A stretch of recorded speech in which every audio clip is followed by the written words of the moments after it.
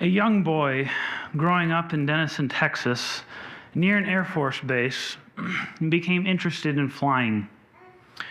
He could be found watching airplanes or building airplane models of his own. He was a very smart young man, consistently in the 99th percentile in every academic category. So smart that when he was 11, his IQ was high enough he was allowed to join Mensa. As he continued through his schooling, he never stopped striving for excellence. He graduated near the top of his class of about 350. But through his academic achievements, he never forgot about his love for airplanes and flying. At age 16, this young man learned to fly an airplane. With flying in his sights, he decided to go to the United States Air Force Academy, as well as getting master's degrees from Purdue University and University of Northern Colorado. While going through the Air Force Academy, our not-so-little boy was selected to be part of special programs because his skill and knowledge. He even received the Outstanding Cadet in Airmanship Award. After graduating the Air Force Academy, this young man was trained in multiple different aircraft and advanced quickly to become a flight leader, a training officer, and advanced to the rank of captain. Before leaving the Air Force, he even became a member of aircraft accident investigation boards. Transitioning to his civilian aviation career out of the Air Force, he got a job with an airline flying passenger planes, holding licensing in airline transport pilot, commercial rating in gliders, and flight instructor. With all of this training, he also found time to do accident investigation work, still with the United States Air Force and the National Transportation Safety Board. He even found some time to do work with NASA. He went from a little boy looking up at the sky, dreaming of flying, to a proficient pilot in that same sky, and so much more. Why am I telling you this story, you might ask? Well, before I answer that question, we're going to dive into the Bible this morning. We're going to go to the book of Daniel, so if you want to follow along, we'll be starting in chapter 1 of Daniel. At the beginning of Daniel, it starts off with the fall of Jerusalem into the hands of King Nebuchadnezzar, giving him control over Judah. We're going to start this morning in verses 3 and 4 of chapter 1, and we'll find the instructions that Nebuchadnezzar gave in the hunt for some new help around the palace. And it reads, "The king instructed Ashpenaz, the master of his eunuchs, to bring some of the children of Israel, some of the king's descendants, and some of the nobles, young men in whom there was no blemish, but good-looking, gifted in all wisdom, possessing knowledge and quick to understand, who had ability to serve in the king's palace, and whom they might teach the language and literature of the Chaldeans." So the king is looking for the best of the best, and he specifically calls out that he wants some from among the children of Israel. And in verse 5, he gives orders that they're to be fed from his table, and he wants them to receive 3 years of training. Continuing on with verse 6 and 7 now.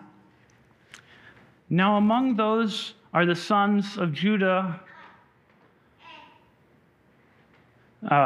were Daniel, Hananiah, Mishael, and Azariah.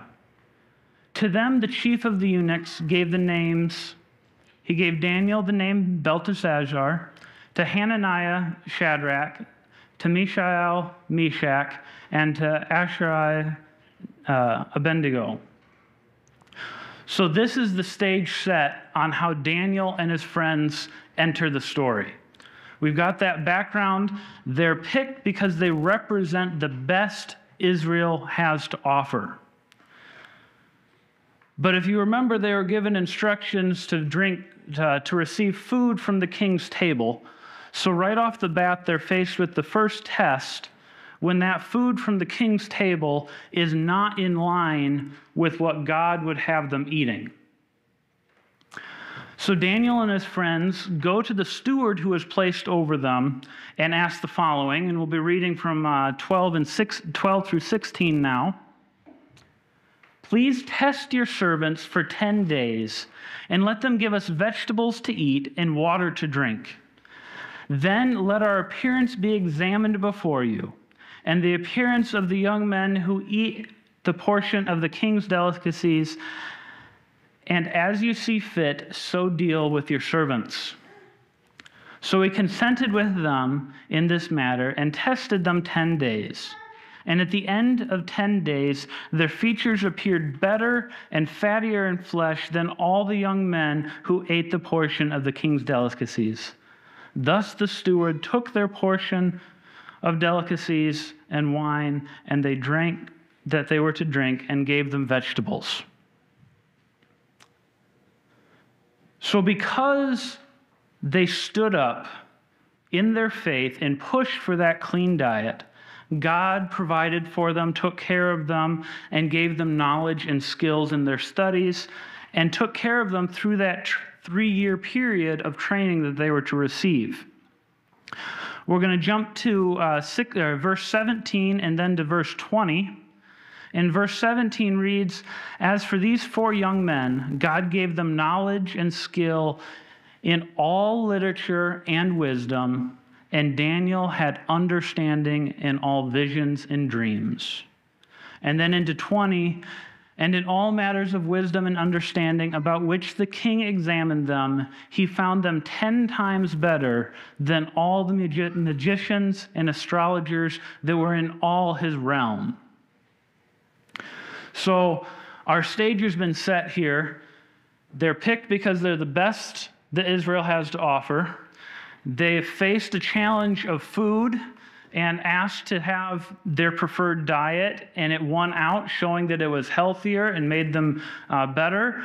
God continued to bless them, and Nebuchadnezzar, at the end of that 3 years, tests them and discovers that these 4 individuals selected out of the children of Israel are better than anyone else. They use the words 10 times better than all. They must have been some pretty smart people. We're going to move into chapter 2 now. Nebuchadnezzar had a dream. Most of you are familiar with this dream. It made him anxious, and he called his usual people to explain the dream, but no one could, and the king got mad. He sent forth a decree to kill all the wise, including Daniel and his 3 friends. So now they're back faced with this challenge of what are we going to do? We've been marked for dead. Enter Daniel. Daniel stands up. I'm going to go talk to the king. Daniel asks the king for time to interpret his dream, and the king grants Daniel time. So Daniel goes back, and his friends ask God, Daniel and his friends ask God for help, and God gives Daniel the dream and its meaning. So we're going to pick back up with our reading in verse 46 through 49, and this is picking up right after Daniel has told the dream to the king and its interpretation. Then King Nebuchadnezzar fell on his face, prostrate before Daniel, and commanded that they should present an offering to him. The king answered Daniel and said, "Truly your God is the God of gods, the Lord of kings, and a revealer of secrets, since you could reveal this secret."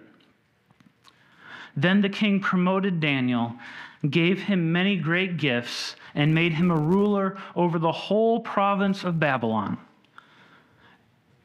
and chief administrator over all the wise men of Babylon. Also, Daniel petitioned the king, and he set Shadrach, Meshach, and Abednego over the affairs of the province of Babylon, but Daniel sat in the gate of the king. They stuck their neck out for what they believed, and God blessed them, and they went from being servants in the palace to administrators over Babylon. And Daniel was right there with the king. Talk about some promotions, and talk about having some faith. They had faith to go to the king and ask for time, faith that God would hear and answer their prayers, and faith the king would actually listen. Back in those days, if you went before the king and he didn't want to listen to you, you could be beheaded right on the spot. That was an experience that they weren't going to soon forget.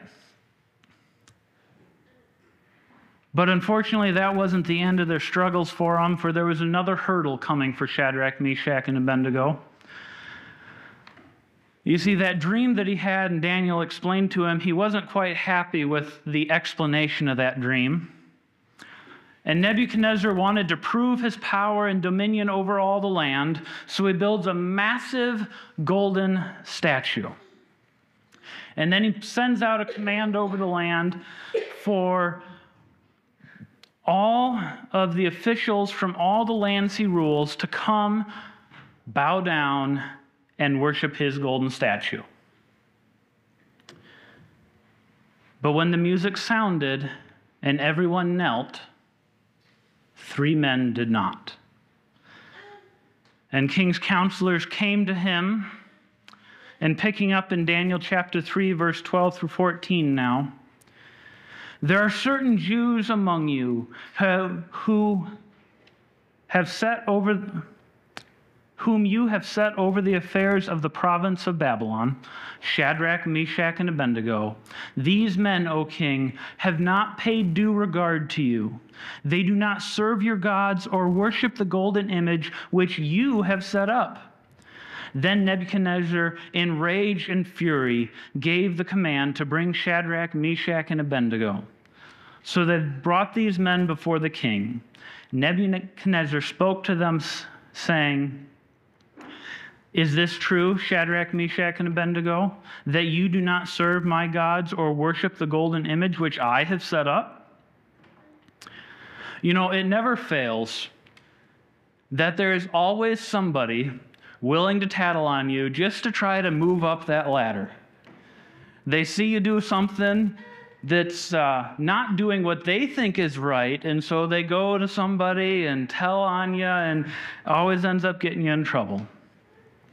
Well, in verse 15, the king gives them a second chance, and in verse 16 through 18, we're going to hear what Shadrach, Meshach, and Abednego respond to the king with.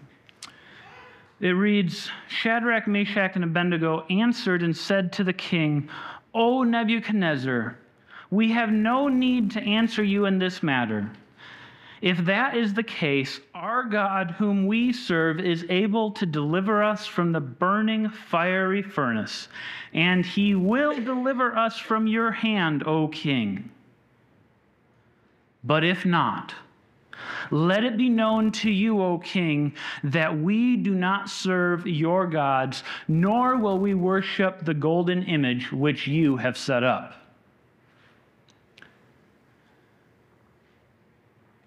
The king's mad at them, and they're willing to make that statement. What a bold statement. And the amount of faith in their God that they showed, knowing that no matter what happened at that moment, their God had their back. Let's continue on reading through to verse 25 now. Then Nebuchadnezzar was full of fury, and his expression on his face changed toward Shadrach, Meshach, and Abednego. He spoke and commanded that they heat the furnace 7 times more than it was usually heated. And he commanded certain mighty men of valor who were in his army to bind Shadrach, Meshach, and Abednego and cast them into the burning fiery furnace. Then these men were bound in their coats, their trousers, their turbans, and other garments, and they were cast into the midst of the burning fiery furnace. Therefore, because the king's command was urgent and the furnace exceedingly hot, the flames of the fire killed those who took up Shadrach, Meshach, and Abednego. And these three men, Shadrach, Meshach, and Abednego, fell down, bound in the midst of the fiery furnace. Then King Nebuchadnezzar was astonished, and he rose in haste and spoke, saying to his counselors, "Did we not cast three men bound into the midst of the fire?" They answered and said to the king, "True, O king." "Look," he answered, "I see four men loose, walking in the midst of the fire, and they are not hurt. And the form of the fourth is like the Son of God."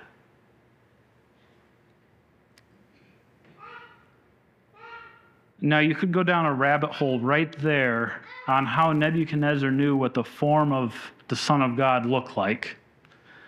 But that's a whole nother different topic that we don't have time for today. They heated that furnace 7 times hotter.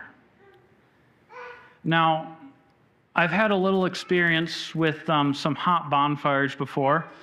Clearing my property there, making a horse pasture. Caleb and I were burning off the whole pine trees when we cleared that area, and that was a pretty hot fire. And the flames were big enough on that one that they actually called the fire department on us. I had a burn permit, don't worry. But that fire, you could get, it was hot, don't get me wrong, but you could get near it and survive. How hot was that fire that the men walking up to throw them in collapsed dead? That's a hot fire. I don't even want to see how hot that fire is. And let's not forget the fact of how awesome God is.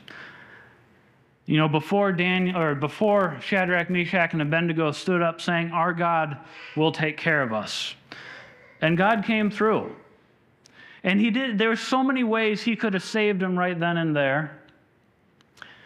He decided to stand with them in the fire. How amazing. Let's finish that chapter off now.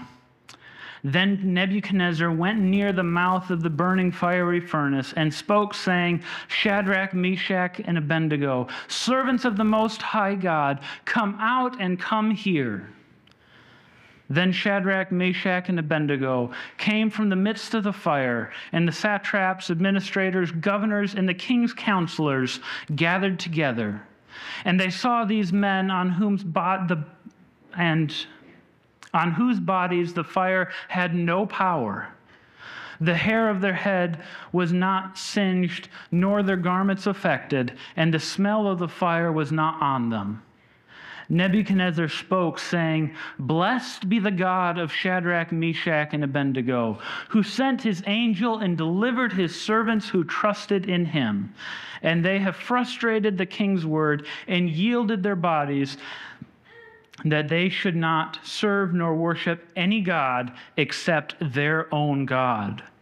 Therefore, I make a decree that any people, nation, or language which speaks anything amiss against the God of Shadrach, Meshach, and Abednego shall be cut into pieces. Their houses shall be made an ash heap, because there is no other God who can deliver like this." Then the king promoted Shadrach, Meshach, and Abednego in the province of Babylon.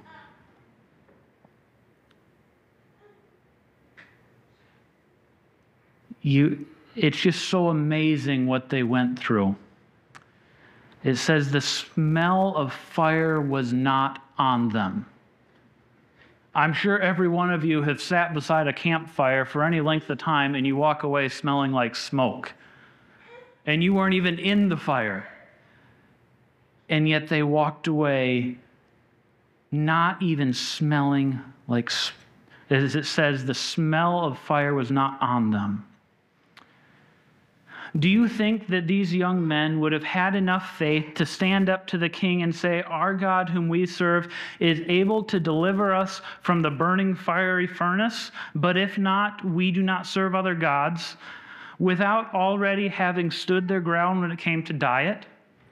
learned and studied to be better than all the others, and been able to tell the king his dream and the interpretation with God's help? I'm not sure they would have been able to had they not had that lead-up experience.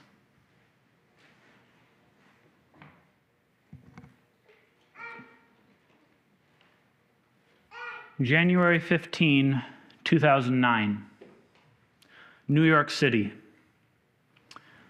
Was a normal day in New York. The hustle and bustle of the big city. Everyone had something to do, somewhere to go, and everyone was in a hurry. It was also a normal day for 155 people, all converging on LaGuardia Airport. With the fun and challenges of air travel, they were all wanting to make sure they got to the airport on time so they could make it to the right gate so they didn't miss their flight. 5 of those 155 people were the crew for the flight. And the man in charge of that flight is none other than our little boy. No longer a little boy, but a 57-year-old veteran of aviation with over 19,000 logged flight hours. Captain Sully was expecting an ordinary flight like he had done many times before. All the pre-flight checks were complete. The gate agent gave him his final paperwork. The cabin door was shut. Sully and his first officer, Jeffrey Skiles, also a seasoned pilot with over 20,000 hours, went about as they always did, getting clearances from the tower, pushing back from the gate, taxiing off to the runway, receiving that final departure clearance, and then taking off. At approximately 3:25 p.m., they were in the air, and everything was normal. Approximately 2 minutes later, disaster struck in the form of a flock of Canada geese. At an altitude of 2,818 feet and 4.5 miles from the airport, the crew and passengers heard loud bangs and saw flames coming from the engines, and then all went silent. In the cockpit, Captain Sully relied on his glider training and was able to keep that airplane climbing for another 19 seconds just to gain as much altitude as he could. As any pilots know, they'll tell you altitude above you does no good. You got to have it below you. So he fought to get as much altitude as he could. Skiles worked to see if the engines could be restarted. Captain Sully radioed Mayday. He worked with the controllers on the ground, trying to find a runway he could land at. Do they try and turn back to LaGuardia, where they just took off from? Do they try and go into Teterboro, one of the other airports nearby? And the controller said, "The runways are yours. Take what you want. We'll clear them." But his years of training and instinct told him something different. Captain Sully made his decision and radioed back the following: "We can't do it. We're going to be in the Hudson."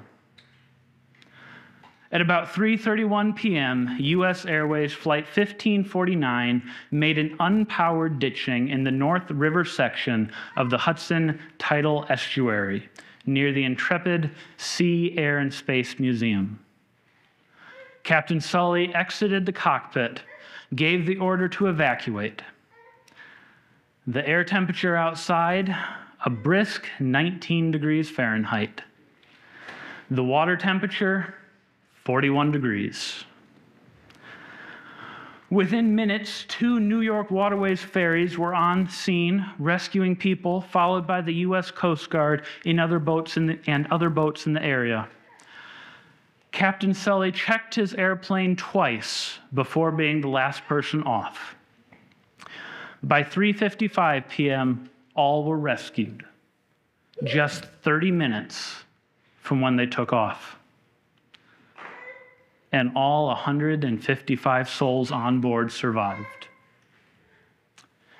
In the days that followed, an investigation was started to find out the cause of the accident, and it was determined that indeed Canada geese being ingested into the engines caused the engine failures. But during the investigation, it was brought into question whether or not Captain Sully made the right decision not to try to land at one of the airports. When the final report came out, it credited the outcome to 4 factors. The first factor they listed was good decision-making and teamwork by the cockpit crew. The investigation came to the same conclusion that Captain Sully did in the heat of the moment. The water landing was best. No wonder the media dubbed that incident Miracle on the Hudson. Now, I could talk about all the changes that came to the aviation industry because of this accident, but that's not what we're here for today. At some point after the accident, Captain Sully was giving an interview and made the following statement. One way of looking at this might be that for 42 years, I've been making small, regular deposits into this bank of experience, education, and training. And on January 15, the balance was sufficient so that I could make a very large withdrawal. Now, I don't know how religious Captain Sully is, but I'm sure that there were angels around that plane, and there were angels right there in the cockpit with him, helping him to remember his years of experience and training. You know, Shadrach, Meshach, and Abednego had made regular deposits through their experience into that bank of education, experience, and training. And so when they stood before that fiery furnace, they could put all their trust in God and know whether they lived or died, God would take care of them and they would never serve other gods.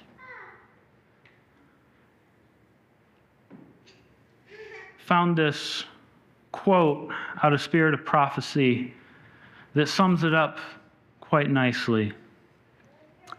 God brought Daniel and his associates into connection with the great men of Babylon, that in the midst of a nation of idolaters they might represent his character. How did they become fitted for a position of so great trust and honor?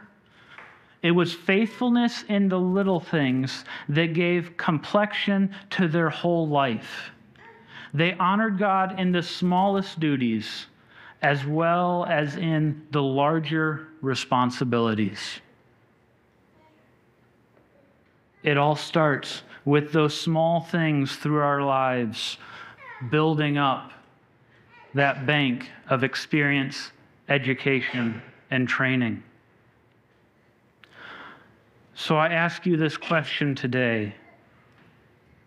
What have you been putting in your bank of experience, education, and training? Is it good? Is it bad? Will your balance be sufficient for whatever life throws at you? If you're unsure of the answers to any of those questions this morning, I challenge you to fix your eyes on Jesus, follow his leading, and he will overflow your bank of experience, education, and training.